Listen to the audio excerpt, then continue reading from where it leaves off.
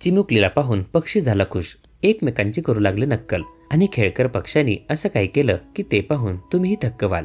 हा व्हिडिओ परदेशातील आहे. आपल्या कुटुंबाबरोबर प्राणी संग्रहालयात एक चिमुकली गेलेली दिसत आहे.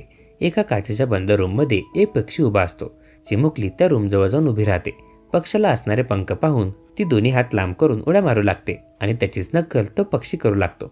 चिमुकलीला असं करताना पाहून पक्षी त्याच्याकडे एकटक पाहतो, परत मागे येतो आणि हुबेहूब चिमुकल्याची नक्कल करण्यास सुरुवात करतो.